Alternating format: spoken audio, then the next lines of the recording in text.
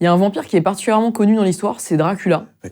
Et j'ai lu qu'il était inspiré d'un vrai personnage. Est-ce que vous pouvez nous raconter un peu On a fabriqué une légende noire et Bram Stoker s'en est inspiré 500 ans plus tard pour faire son vampire. Mais c'était qui? C'était un... Alors, Vlad Tepes Dracul, l'Empaleur, 1431-1476, qui serait mort dans une bataille contre les Turcs au terme de laquelle on n'a jamais trouvé le cadavre.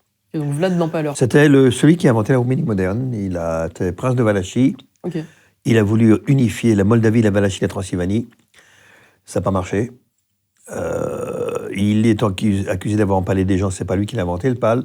C'est les Chinois apportés par les Turcs. Lui, il empalait surtout les cadavres. Donc quand il empalait les cadavres, les soldats ennemis savaient que par avance, ils n'iraient pas au ciel.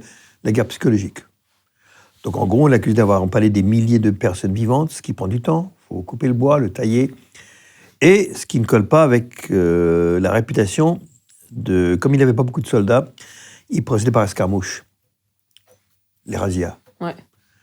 Donc quand on fait une bataille, on part en courant, on n'a pas le temps de tailler les arbres pour empaler les vivants. Donc on n'a pas de traces vraiment écrites sérieuses sur le fait que c'était un vrai monstre. En tout cas, pas pire que les autres, mine de rien. Mais il a voulu créer la Roumanie moderne, voilà. C'est dingue. Et du coup, on a fait toute une légende autour de ce type. Qui buvait pas de sang, mais qui aimait bien prendre ses repas au milieu des cadavres empalés sur le champ de bataille, des choses comme ça, mine de rien. Mais c'est quand même étonnant qu'on n'ait jamais dit que c'était un vampire, alors que de grands guerriers peuvent devenir vampires dans les mythologies romaines, mine de rien. Donc il y a peut-être des aspects qu'on cache encore aujourd'hui. Okay. Voilà. Et il a inspiré du coup Dracula. Il n'y a qu'une page qui parle du passé de Dracula. Il n'y a pas beaucoup d'aspects historiques dans le roman. C'est assez étonnant, mine de rien.